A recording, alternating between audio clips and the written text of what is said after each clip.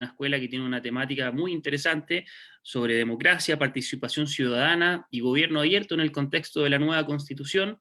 Y para eso estamos con tres invitadas de lujo, con Marcela Ríos, representante del PNUD en Chile, Verónica Pinilla, directora de Fundación Chile 21, y con Cecilia Osorio, que es directora del Magíster de Gobierno y Comunidad, y Gobierno y Sociedad de la Universidad Alberto Hurtado.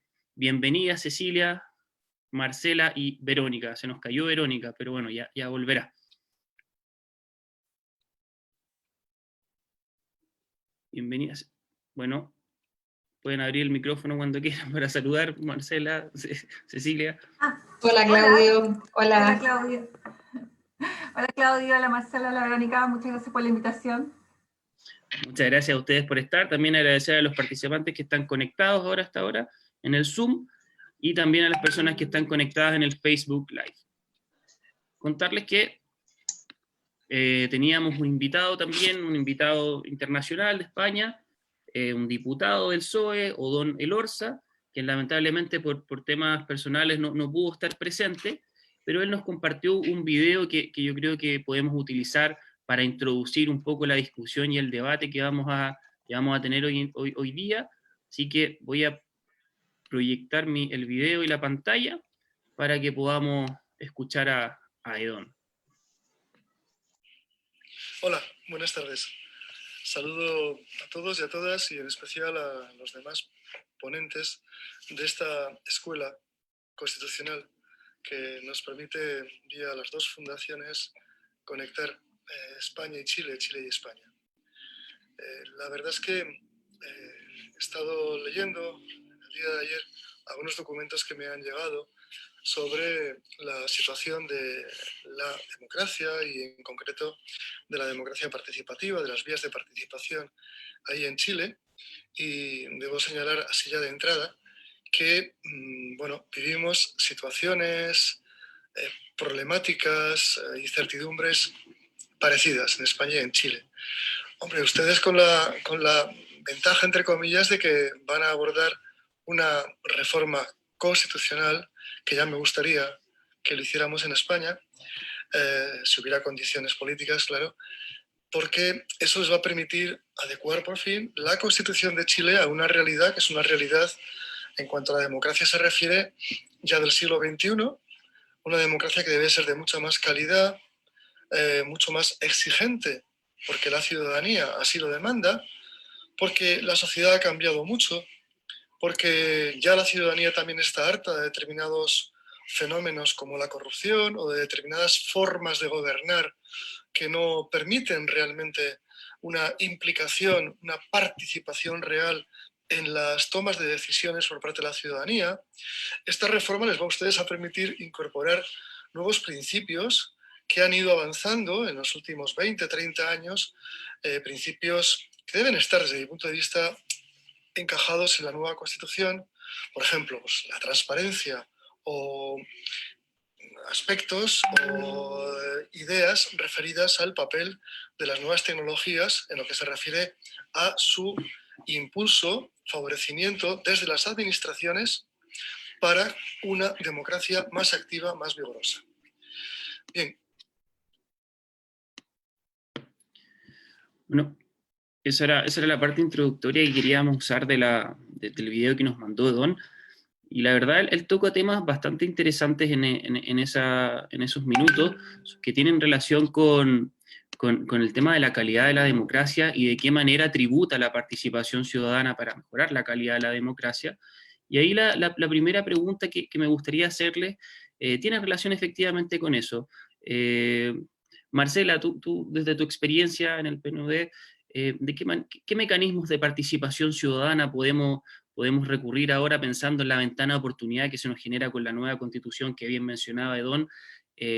¿A qué escala también están estos mecanismos, pensando en una escala nacional o también en una escala más local o regional? ¿Y qué costos tienen? Porque la participación ciudadana, obviamente a todos nos gustaría que la participación ciudadana fuera una práctica recurrente en la política y en las políticas públicas, pero eso tiene un costo que es económico, pero también tiene costos políticos y sociales. Cuéntanos un poco, en tu experiencia, qué herramientas o qué mecanismos podemos tener a disposición. Bueno, gracias por la invitación y felicitaciones por la iniciativa. Yo creo que, bueno, estamos en un momento súper importante para el país, iniciando este proceso después de este plebiscito con un mandato tan claro para avanzar en una nueva constitución.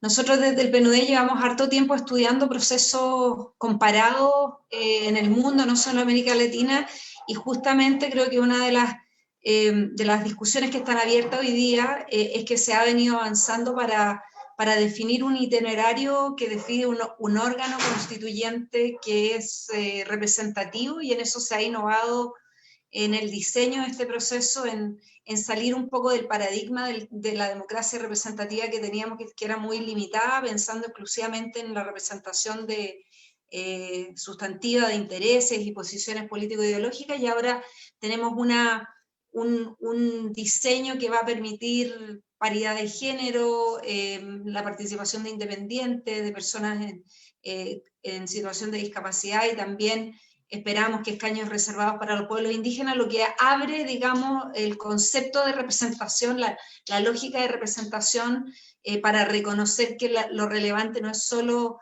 lo que pensamos, sino que también quiénes somos, ¿no? Y de qué sectores de la sociedad son las distintas personas. Yo creo que eso es una innovación democrática muy importante que introduce el proceso constituyente.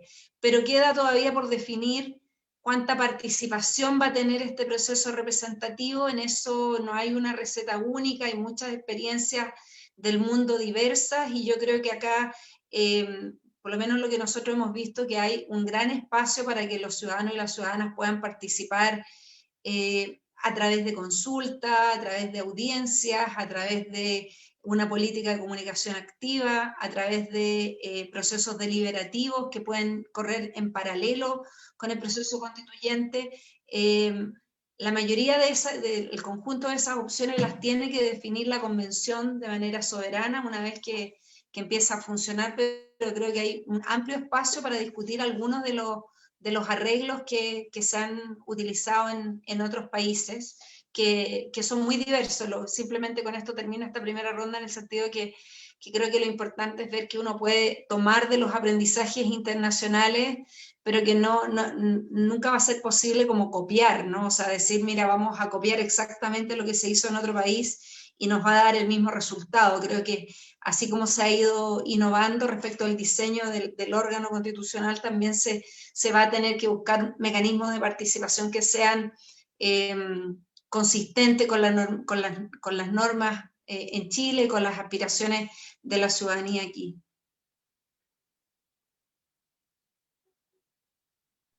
Ahí sí, está silenciado. Muchas gracias, Marcela. Verónica, para continuar un poco con esa línea, tú estás, bueno, ahora actualmente estás viendo temas de reformas y modernización del Estado en Chile 21, y en esa línea, ¿qué tipo de iniciativas están mirando? ¿Qué experiencias comparadas han podido observar? Pero también te pregunto por tu experiencia en gobiernos locales. Yo sé que tú también trabajaste algún tiempo en gobiernos locales. ¿Qué mecanismos de participación ciudadana también se pueden contemplar para los municipios, por ejemplo? Ahora se viene una oportunidad de elegir también a los gobernadores regionales. ¿Qué ventanas de oportunidad se abren con eso? Cuéntanos un poco en esa línea qué cosas podrías agregar. Bueno, agradezco también la invitación. Creo que la discusión sobre participación ciudadana nunca se agota, ¿no es verdad?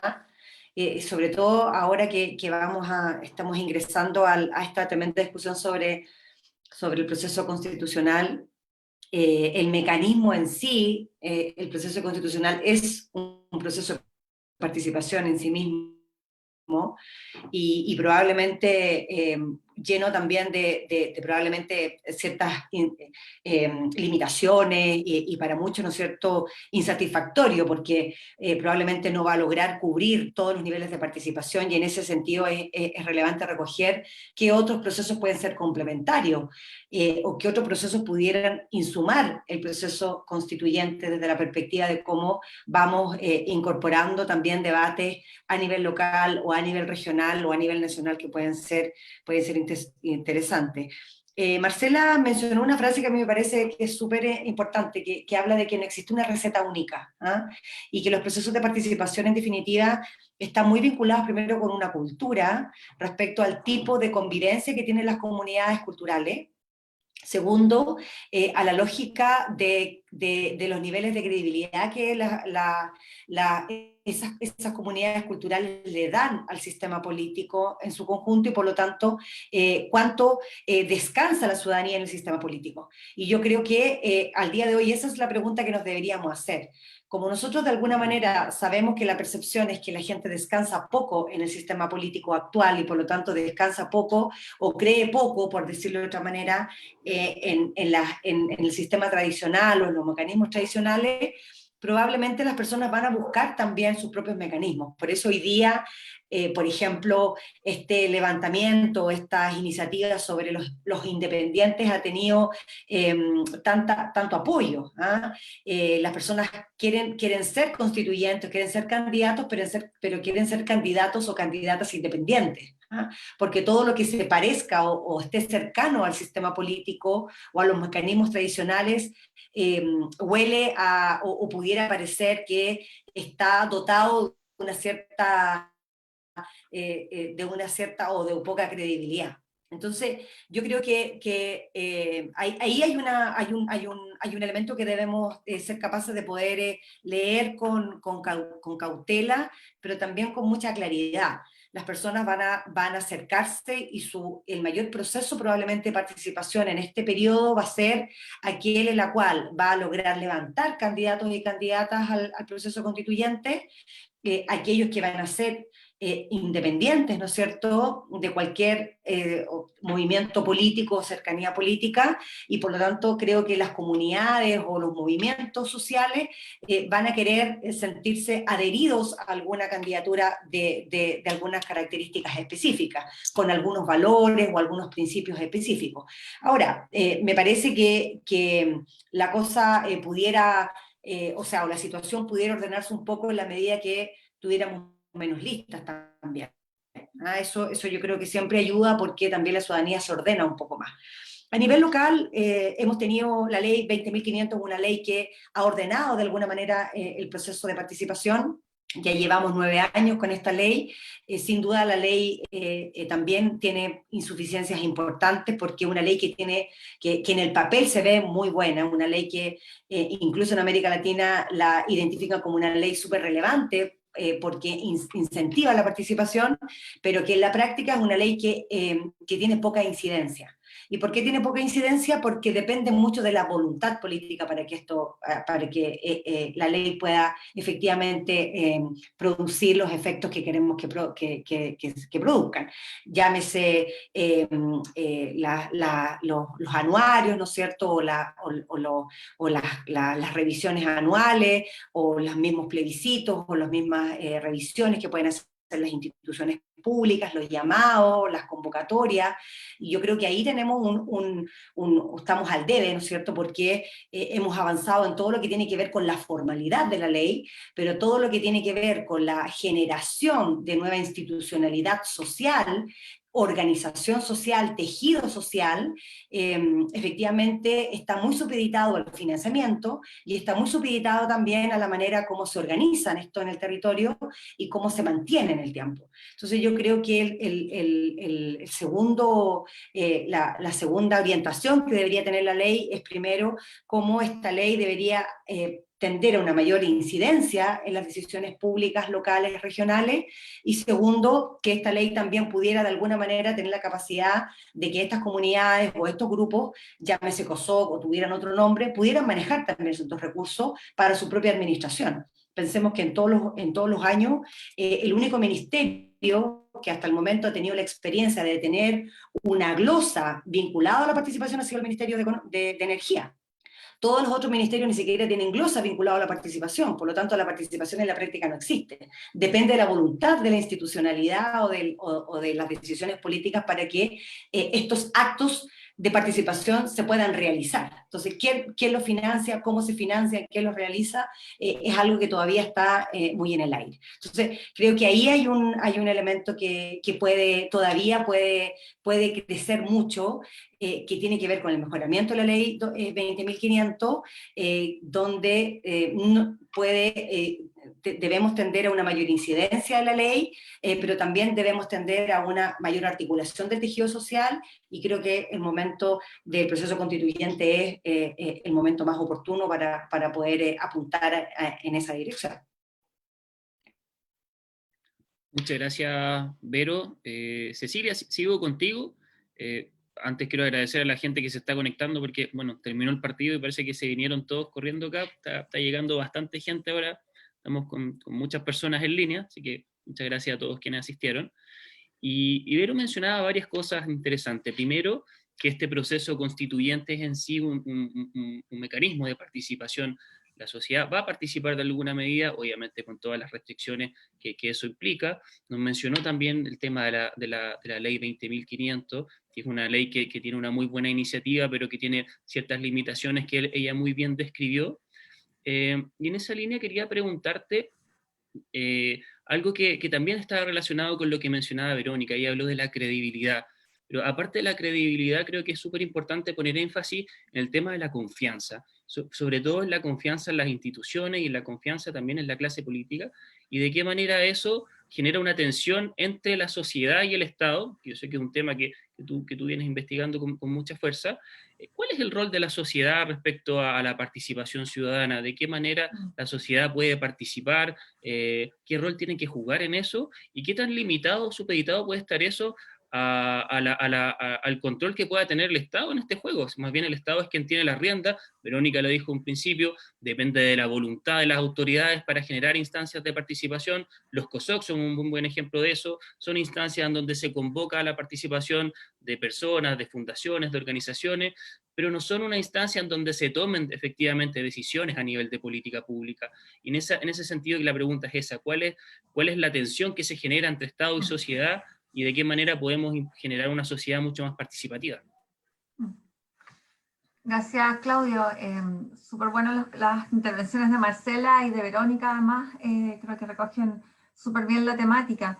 Yo creo que la pregunta que tú planteas es uno de los temas complejos, en el sentido de que es una mirada de más mediano plazo, en la lógica de que si efectivamente a partir de este nuevo espacio de discusión constitucional y que luego pudiera avanzar, como decía por ejemplo Verónica, con mayores atribuciones, vinculaciones, recursos en una ley 20.500, efectivamente esta relación entre la sociedad y el Estado a partir de las distintas instancias que podemos imaginar es algo que va a ocurrir en el mediano plazo, no va a ocurrir de un día para otro. Entonces hay allí confianzas que tienen que retomarse, pero ello va a ocurrir, creo yo, a partir de que efectivamente existan ciertos principios que hasta ahora se han cumplido de manera incipiente, digamos. O sea, Verónica planteaba súper bien, la ley 20.500, la verdad es que plantea un abanico de instrumentos de participación ciudadana no menores.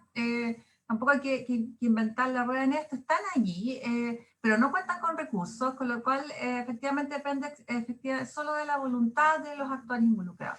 Entonces, para que efectivamente la sociedad pueda pensar que el espacio de participación es un espacio que va a llegar a ser vinculante, va a poder participar, tienen que existir ciertos principios de equidad, tiene que existir información, tienen que existir recursos, tienen que estar claras las reglas del juego, cuándo esto va a ser vinculante, cuándo esto va a ser consultivo, en qué nivel de participación se me está pidiendo que yo me involucre, cuáles van a ser las consecuencias de esta participación, quién es el responsable final. Ese es un punto no menor.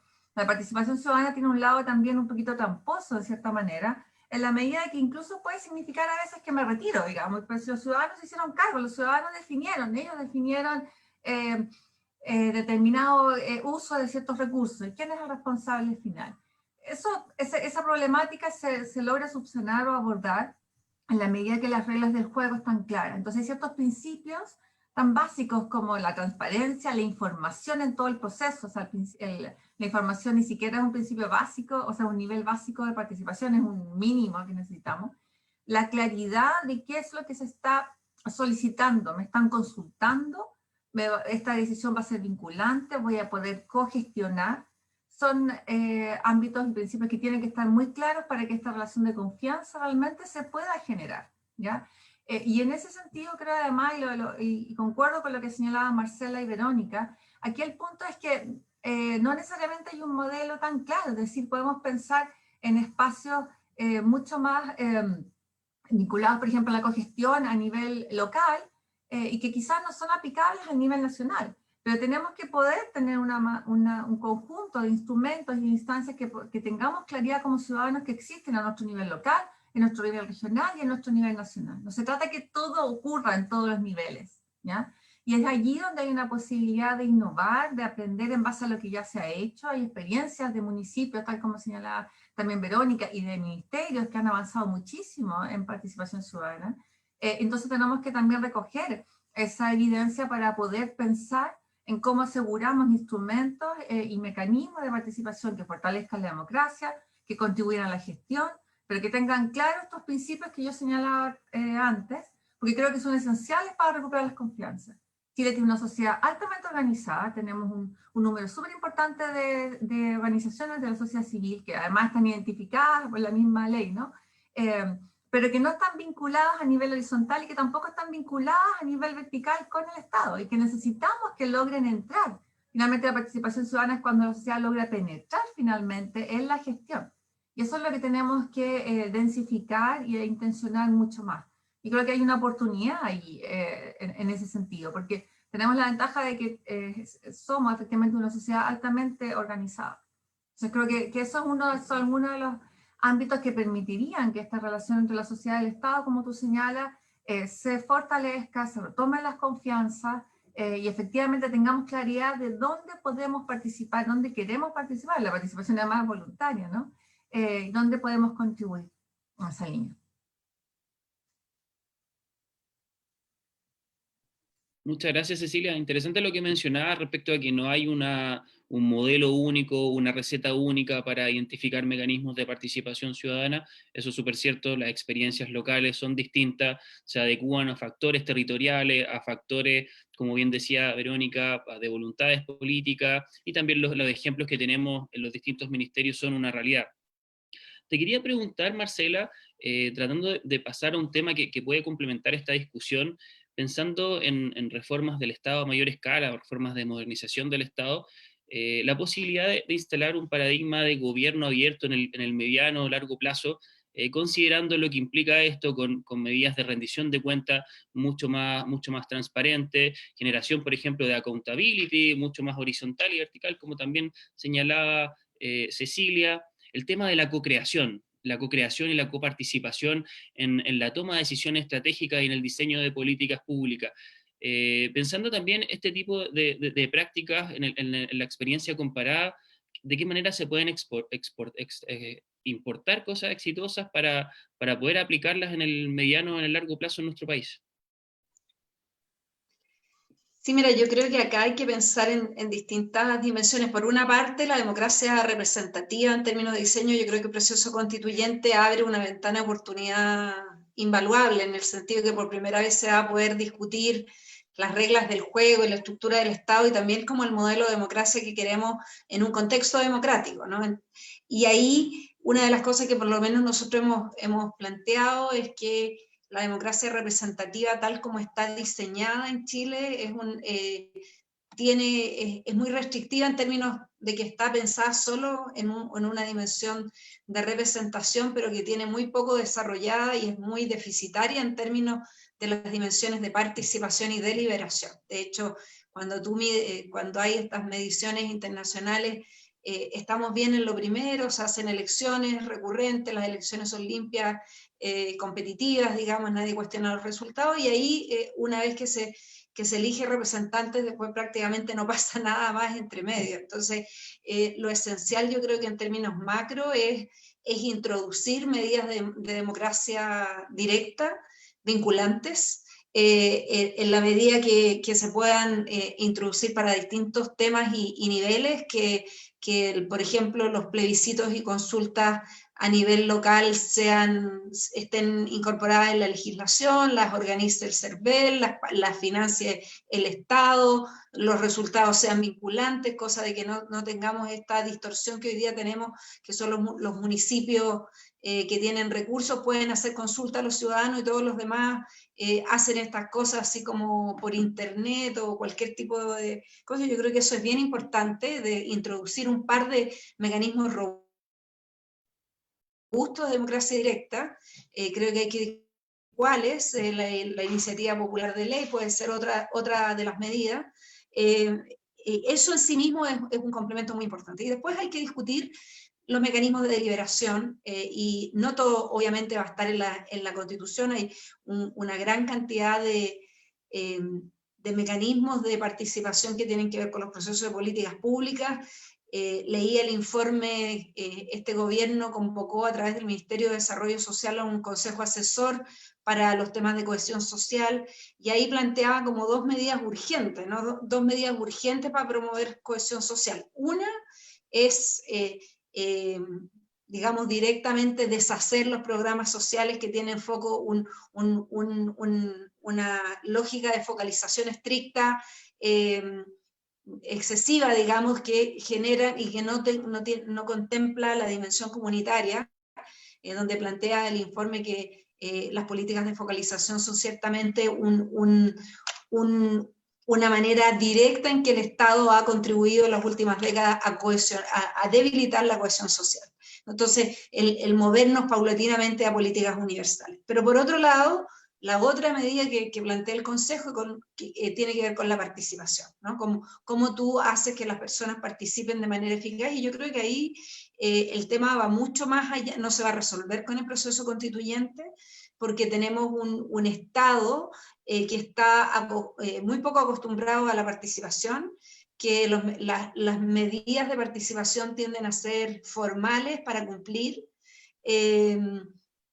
y que están además tomadas por grupos organizados y que se dedican, digamos, como que de profesión a la participación, pero que en realidad no necesariamente están abiertas a la ciudadanía en general. Entonces yo creo que hay que pensar un cambio bastante más radical de la forma en que se diseñan e implementan las políticas. La ley, como se plantea antes, 19.500 era un principio que además desde que se aprobó era menos de lo que se quería, siempre fue menos, porque durante el gobierno de la presidenta Bachelet se nombró una comisión para hacer propuestas en materia de participación. Hay un conjunto de propuestas que quedaron en el olvido, ni siquiera se lograron discutir de manera muy sistemática. Entonces creo que tenemos muchos temas pendientes en esto. Esto es claramente un tema en deuda, digamos, de la democracia y del Estado en Chile, y hay que armar una agenda prioritaria, que además tiene que tener recursos, que tiene que tener todo lo que nosotros sabemos que se requieren para que las políticas funcionen. Pero sí creo que el proceso constituyente y una nueva constitución que cambie como el foco de paradigma del modelo de democracia, puede contribuir fuertemente a generar una discusión también con repensar la estructura del Estado y hacerse cargo de los temas de descentralización, de cómo se reparte el poder de mejor forma entre el centro, las regiones y los municipios, y también porque en la Constitución vamos a tener que discutir sobre temas de derechos colectivos y de autonomía territorial y no reconocimiento, sino que vamos a tener una discusión sobre la plurinacionalidad.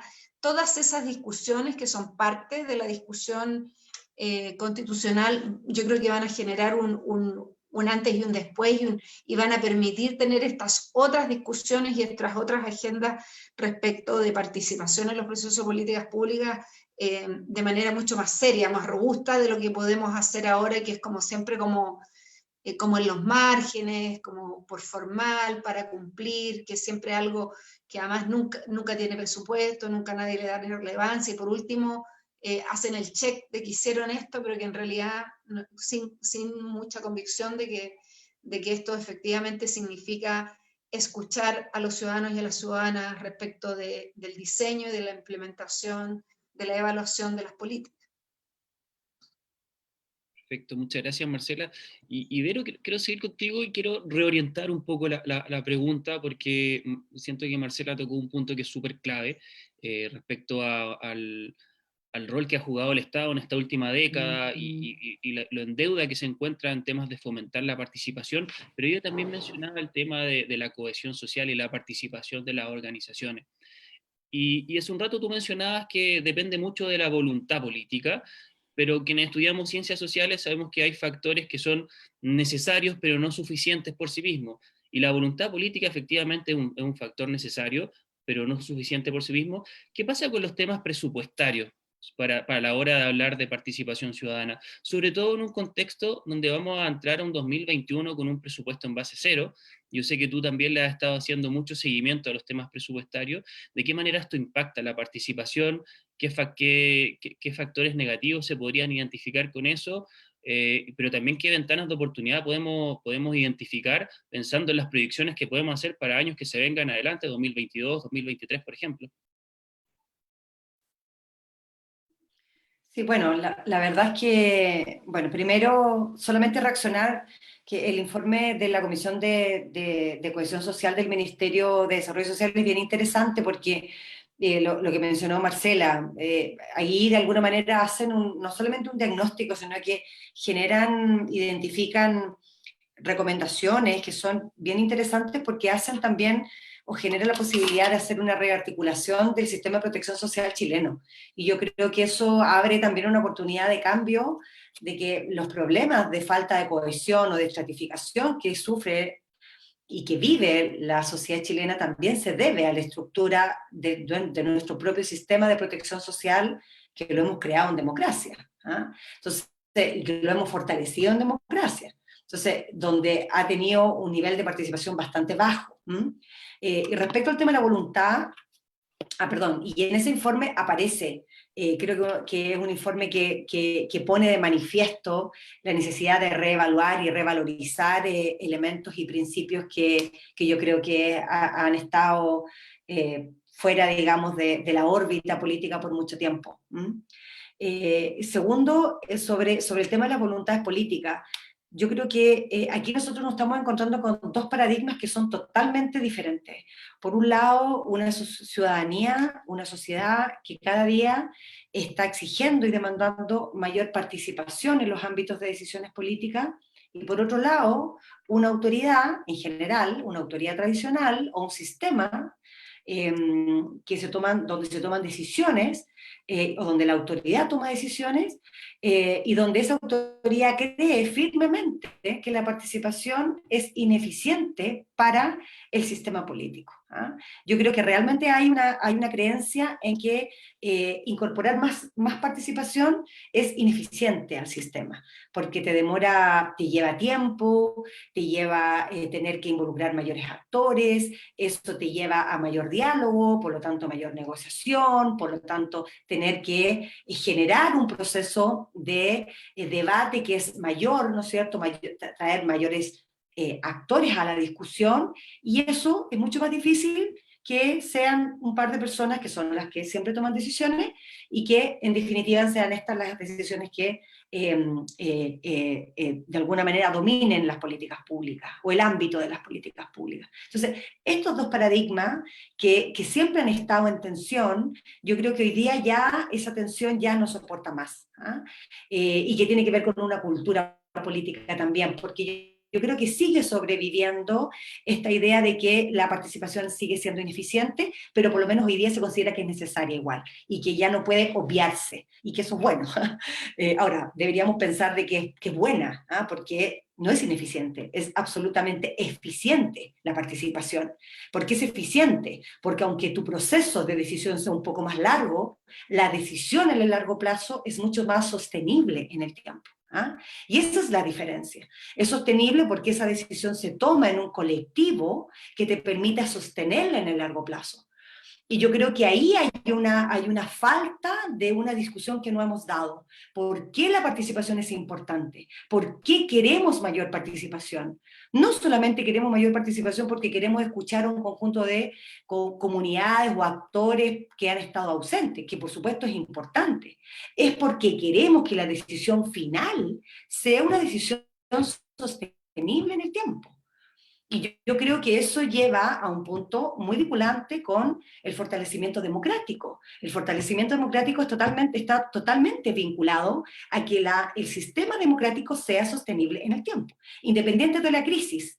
Nadie puede evitar las crisis, pero sí depende del sistema democrático cómo la crisis se va a sobrellevar. ¿Ah? Entonces yo creo que ahí hay un tema que creo que es súper importante ponerlo sobre la mesa en el proceso constituyente, y más que ir a mecanismos específicos, establecer un principio. Y yo iría porque ese principio esté incorporado en la Constitución, así como está incorporado la transparencia, la rendición de cuentas, esté incorporado la participación, y tiene que ser también un elemento que vayamos incorporando también en nuestro día a día, como desde un punto de vista más cultural, ¿no?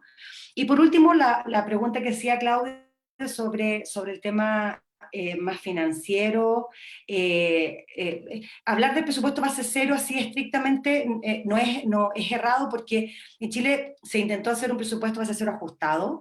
El 80% del presupuesto nacional chileno es un presupuesto que depende o está aprobado por ley. Por lo tanto, el 80% del presupuesto nacional no se puede cambiar, a menos que tú no lo cambies por ley. O sea, hay un gran presupuesto, un porcentaje muy importante que ya está aprobado por ley. Entonces, el porcentaje de cambio es un porcentaje menor, pero sí que estaba asociado al presupuesto base cero ajustado, donde se vinculaba con la posibilidad de revisar, evaluar y remonitorear programas públicos que a los ojos y a vista de este gobierno, y con una metodología específica definida por el Ejecutivo, nos permitía o le permitía al Ejecutivo tener una mirada mucho más profunda de la calidad de las políticas públicas. Y si nosotros miramos el proceso presupuestario, el Ministerio de Hacienda es tal vez el ministerio más importante del país, y es el ministerio que a 9 años de crear la ley 20.500 todavía no tiene COSUC. Entonces, ahí te das cuenta que teniendo en un espacio, o existiendo el espacio más importante, que es la definición presupuestaria y financiera del país, no existe una contraparte de la sociedad civil que pueda decirle al Ejecutivo: a nosotros nos parece apropiado o inapropiado esta propuesta presupuestaria.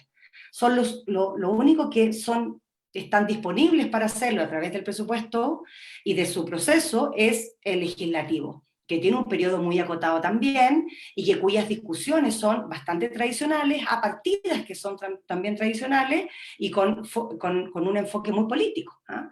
Entonces, lo que se discute del presupuesto es muy pequeño. Todo lo demás pasa, como dice el chileno, absolutamente soplado, y nadie lo ve. Entonces, creo que ahí es donde nos falta, y ahí nuestra Comisión de Gasto Público está preparando para tener a fin de año un informe con recomendaciones donde no solamente tengamos un presupuesto más eficiente, más eficaz y que responda a objetivos más claros, sino que además tengamos un proceso presupuestario que tenga mayores componentes de participación, porque no podemos pensar que solamente el Ejecutivo y el Legislativo son los actores que hoy día están destinados a definir qué es lo que es un buen presupuesto o un mal presupuesto. Hay otros actores que deberían estar permanentemente en la mesa de discusión: la sociedad civil, los sindicatos, las organizaciones que trabajan los temas de presupuesto, las mismas fundaciones, las mismas organizaciones, las comunidades, organizaciones solidarias. Hay un conjunto de organizaciones hoy día que participan del presupuesto, o formulando el presupuesto, o ejecutando programas sociales, que tienen alianzas estratégicas con el Estado, pero que son finalmente vistos como simples proveedores. Entonces, ahí la pregunta es: ¿cuál es la participación desde un punto de vista financiero? Es muy reducido. Solo cuando en alguna comisión del Congreso se les llama a alguna de estas instituciones a participar. Entonces, ahí yo creo que hay un mundo por realizar todavía, hay un gran trabajo, porque tenemos una mirada todavía muy autoritaria, muy tradicional del presupuesto, donde tenemos mucho que reconstruir, y donde el espacio de participación organizado, obviamente con fechas, con planes, con tiempo, obviamente acotado, debe existir, pero que nos daría la posibilidad de tener un mejor presupuesto, sin duda. Efectivamente.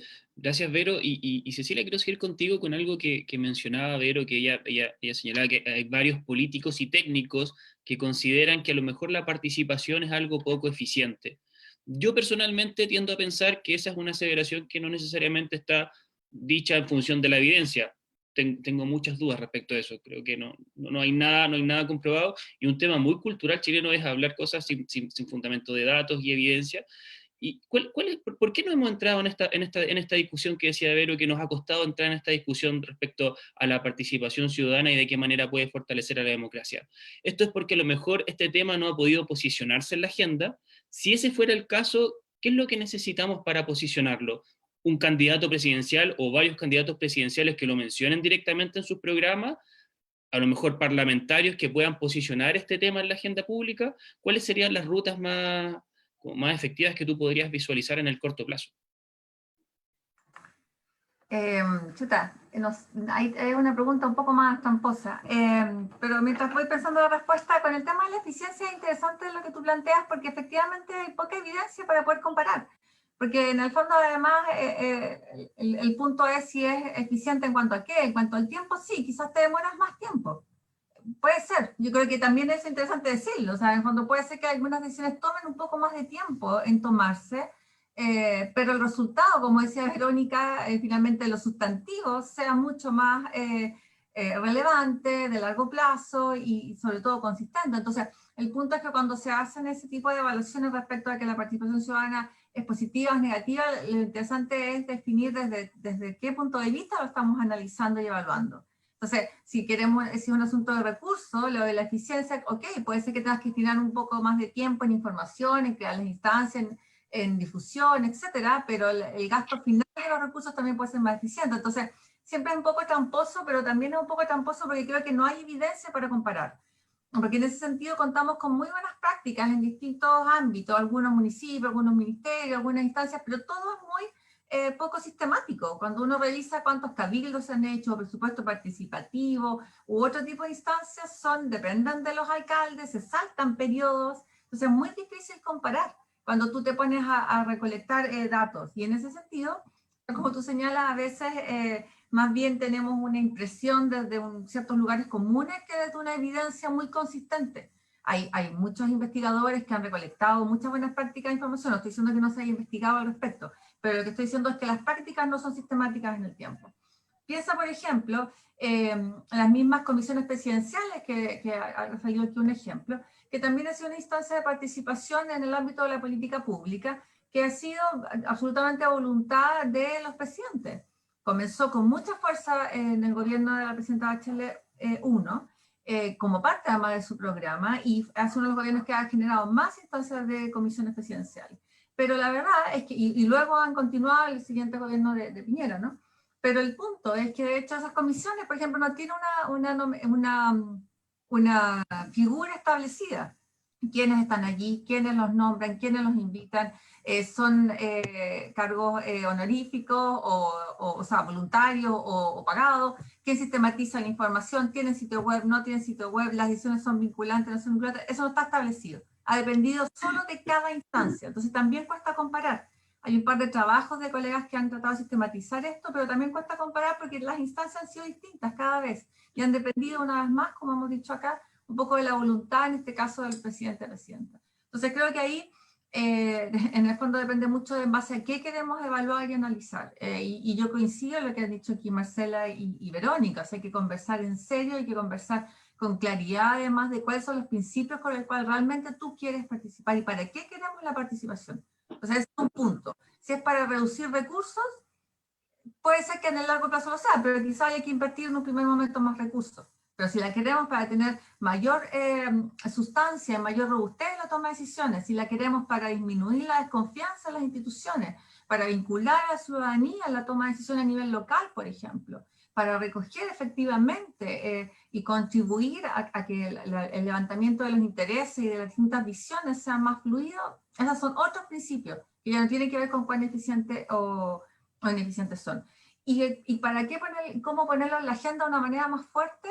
Yo creo que el tema, o sea, creo que hay actores de la sociedad civil que han permanentemente estado haciendo un trabajo importante. Marcela lo señaló súper bien, la ley era mucho más amplia y profunda que lo que finalmente existe, y hay actores que han estado permanentemente tratando de mover un poco el cerco, ¿no? Y avanzar en ese sentido. El punto complejo aquí es que, quizá volviendo a la pregunta que tú hacías antes, la participación ciudadana se trata de redistribución del poder. Entonces, evidentemente, para los incumbentes hay una dificultad. Entonces, cuando tú dices quién lo podría decir, bueno, van a estar disponibles quienes estén disponibles a redistribuir, quizás a perder un poquito de poder o a redistribuir su poder y su manejo de información y de discusiones y deliberación en las distintas instancias. Entonces, idealmente esto requiere de voluntad de actores políticos clave y vinculantes en ese sentido, y que puedan de manera concreta avanzar en tomar y en mover un poco más el cerco. Pero yo creo que hay actores de la sociedad civil que permanentemente han estado trabajando en este sentido, en esa línea. Creo que ahí no tengo completamente claro qué es lo que se requiere en ese sentido, pero sin duda requerimos que los incumbentes estén más disponibles y que no sientan que cuando se habla, por ejemplo, de la iniciativa ciudadana de ley, que lo mencionaba Marcela como un ejemplo, inmediatamente dicen, bueno, entonces nos vamos para la casa, como si la iniciativa ciudadana de ley genera eso, cuando no lo genera. La experiencia comparada lo ha demostrado. Es otra la lógica. Entonces, yo creo que vamos a poder avanzar en poner el tema con mucho más claridad en la medida de que nos demos cuenta que la democracia participativa e instancias de democracia directa en niveles específicos que definamos fortalecen la democracia representativa, no la menoscaban, y en ese sentido implica una redistribución del poder, pero que no ponen en jaque estas otras instancias. Y allí vamos a poder, en definitiva, dialogarlo y planificarlo a los distintos niveles de una manera que sea más constructiva.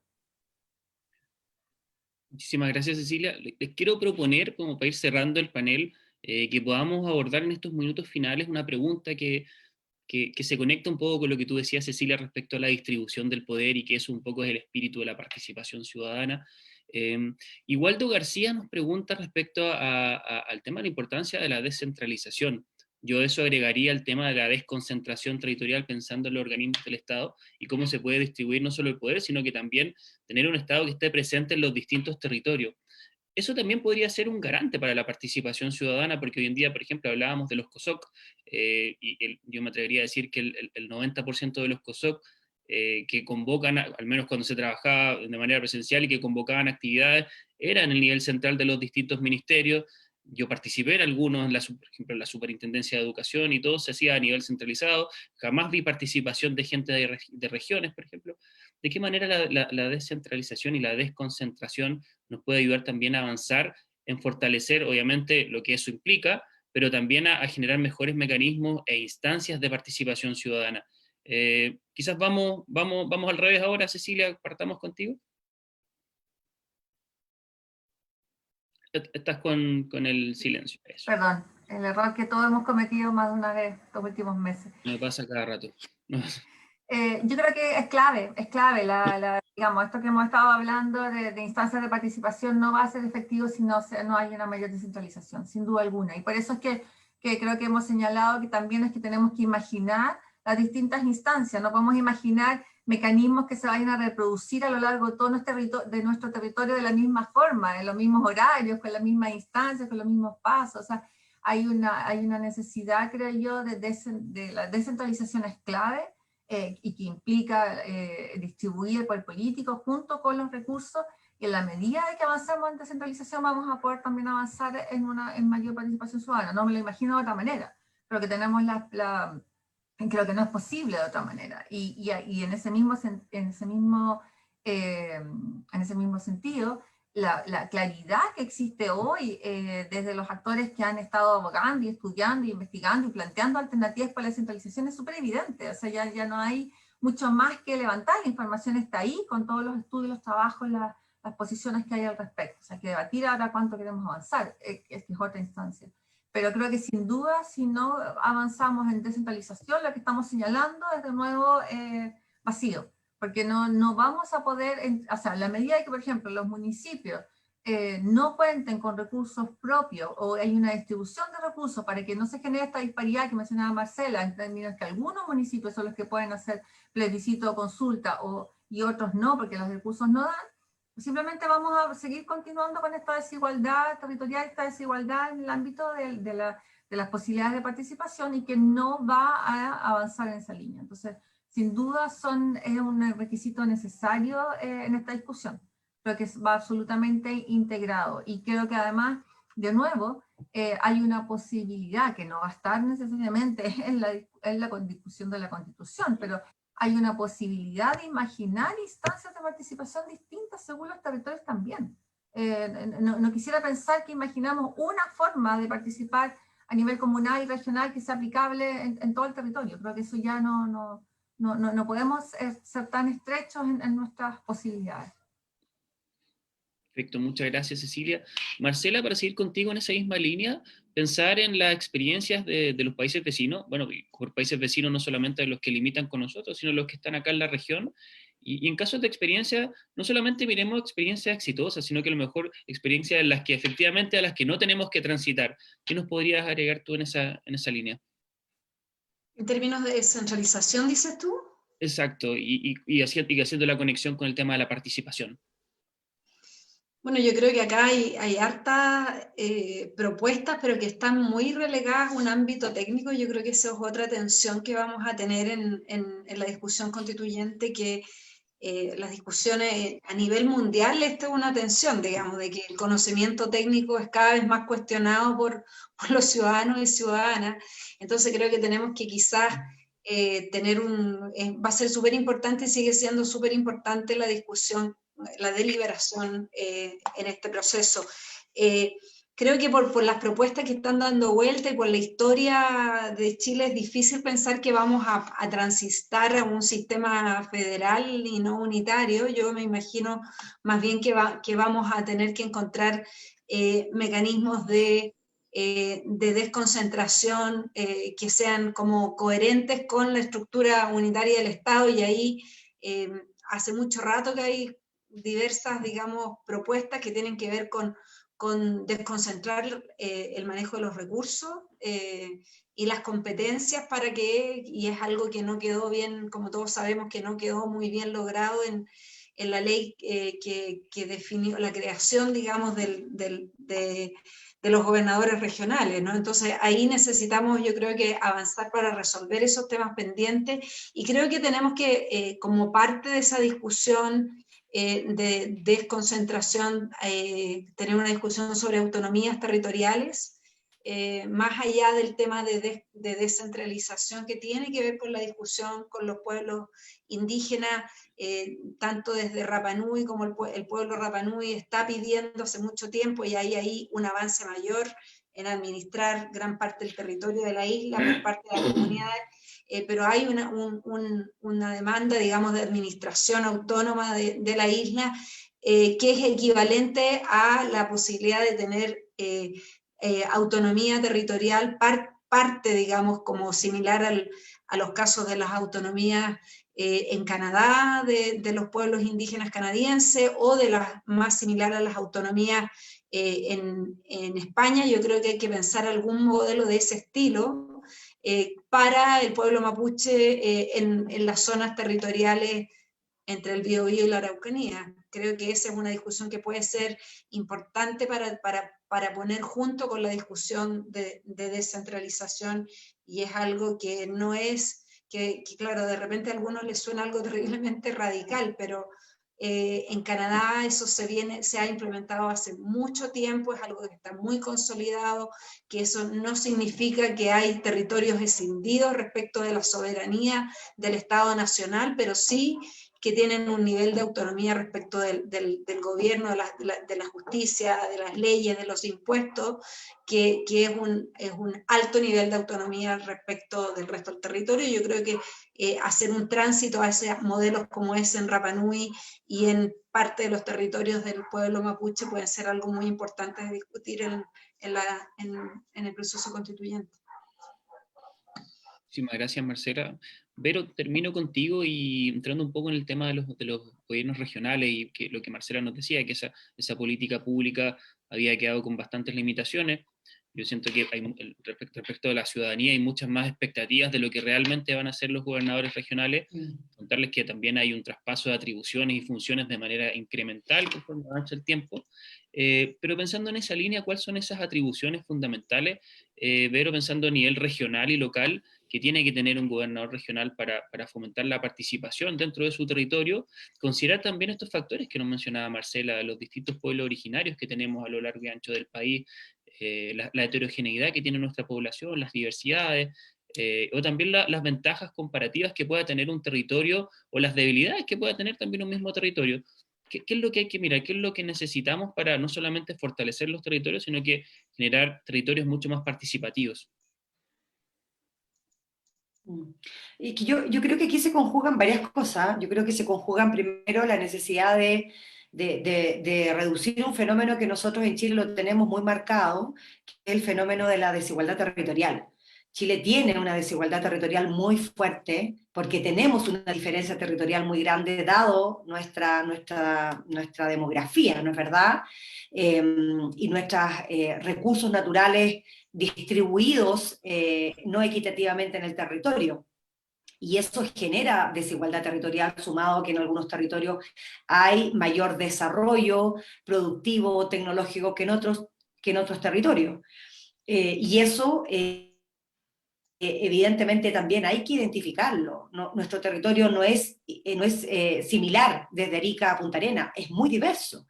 Entonces, la necesidad de descentralización, obviamente, tiene que estar vinculado a el empoderamiento de las regiones, el empoderamiento de la identidad territorial, ¿no es cierto?, en cada uno de los territorios, la identidad cultural, un poco también a lo que se refería Marcela, que la identificación, la identidad también de los grupos originarios, que tiene mucho que ver con esto, tiene que ir de la mano al mismo tiempo también con la posibilidad que el Estado unitario sea capaz de ir reduciendo aquellas desigualdades que se van generando en función de este empoderamiento. Por ejemplo, hay regiones que tienen recursos naturales apropiados y que, si la descentralización va en marcha, van a crecer mucho más aceleradamente que otras regiones que no cuentan con recursos naturales. Y la brecha de desigualdad va a ser mucho mayor que la que tenemos hoy día. Si nosotros comparamos la sexta región, por ejemplo, o con las regiones del norte, dado la descentralización, es muy probable que las regiones del norte van a tener un crecimiento productivo mucho mayor. Entonces, ¿quién se va a preocupar de estas regiones que van a quedar más rezagadas porque no tienen recursos naturales o porque han dependido históricamente de otras regiones o de otras ciudades? Entonces, creo que ahí son las dos cosas al mismo tiempo. Es de cómo emparejamos o cómo nos hacemos cargo de esta desigualdad territorial junto con un mecanismo que es la descentralización, pero al mismo tiempo también preocupándonos que el Estado unitario siga funcionando en aquellos territorios donde no van a tener las condiciones para que la descentralización se haga cargo de este empoderamiento. Y yo creo que ahí hay competencias que son súper necesarias. La competencia que está vinculada con el ordenamiento territorial, la competencia que tiene que ver con el diseño, ¿no es cierto?, y el orden territorial, para qué se va a ocupar el territorio, qué va a ser urbano, qué va a ser rural, cuál va a ser el destino de la tierra en cada uno de los territorios, que eso también va a tener un fuerte componente identitario. Ya no se va a definir desde Santiago para qué se va a distribuir la tierra desde cada una de las regiones, eso debería definirlo el territorio, y eso también es parte de las competencias que tienen que ser asignadas al gobernador regional o a la gobernadora regional, juntamente con los niveles de participación que tiene que tener el territorio, la manera como el territorio va a resolver sus conflictos territoriales, los diálogos territoriales, la manera de conjugar esos conflictos, es algo que en primera línea no debería resolverlo a nivel central, sino que debería resolverlo la gobernadora regional. Y eso, con los niveles de atribución que tiene hoy día, vemos que eso es súper difícil que ocurra de un momento a otro, por eso las competencias se van entregando gradualmente. Yo creo que vamos a encontrarnos con fuertes dificultades. Yo comparto lo que dice Marcela, la ley quedó bastante coja, es una ley que no cumplió con las expectativas, no va a cumplir con las expectativas que la gente tiene. Yo creo que hay en el colectivo la idea de que la descentralización es en definitiva el traspaso total de atribuciones desde el poder central al poder regional, y eso no va a ocurrir así, pero sí yo creo que le va a permitir a la región generar una identidad regional. Y yo creo que eso es lo que hay que tratar de ir desarrollando, y al mismo tiempo ir moldeando una nueva forma de articulación entre lo que es el nivel central, que va a seguir funcionando, el delegado presidencial va a existir en la región, y va a tener poderes que no son menores, va a manejar muchos recursos públicos, eso es así. Entonces hicimos como un proceso también bien a la chilena. Entonces yo creo que esa discusión también hay que bajarla, también hay que aterrizarla, y ir mirando en el tiempo cómo esto se va implementando. Esto va a ser un ejercicio de implementación de política pública muy, muy interesante, que va a traer muchos errores y aciertos, yo creo que muchos errores y algunos aciertos también, pero bueno, ya nos embarcamos en este desafío, y yo creo que hay que hoy día tratar de mirarlo desde la mejor forma posible, y creo que para mirar la mitad del vaso, lo más positivo puede ser la manera como se reorganizan las fuerzas vivas del territorio, y cómo eso se puede efectivamente transformar en realidades, digamos, de mayor participación. Efectivamente, toda la razón, Verónica, ya estamos en este desafío y bueno, el proceso constituyente va a resolver muchos de ellos, pero van a quedar otros, como bien dijeron ustedes, que no los va a resolver el proceso constituyente, y que vamos a tener que buscar los mejores mecanismos, herramientas o aquellas palancas que necesitemos mover para resolver todos estos desafíos que obviamente son muy necesarios para consolidar y mejorar la calidad de la democracia para nuestro país, que es algo que desde el estallido social se viene evidenciando con mucha más fuerza. Así que solamente me queda agradecerles, Verónica, Marcela, Cecilia, por la interesante conversación que hoy día pudieron generar acá en este panel de la Fundación por la Democracia. También agradecer a don Elorza de España, que no pudo estar, pero que envió su video. También a Álvaro Ramírez, que estaba confirmado para este panel, pero que con el ajuste de horario no pudo participar. Muchas gracias para él. A la Fundación por la Democracia también, y a la Fundación Pablo Iglesias, que hacen posible que podamos estar hoy día conversando, y a todos los asistentes que tuvimos hoy día, bien tarde, pero que aún así estuvieron con nosotros. Ya nos veremos en otra oportunidad en la Escuela Constitucional de la Fundación por la Democracia. Muchas gracias a todos y todas. Gracias por la invitación. Buenas noches. Buenas noches. Chao. Gracias. Muchas gracias a todas. Buenas noches. Un gusto verlas, que estén muy bien. Sí, Chao, chao. Igualmente. Chao, Verónica, Marcela. Chao, Claudio. Chao, chao, que estén muy bien. Bien.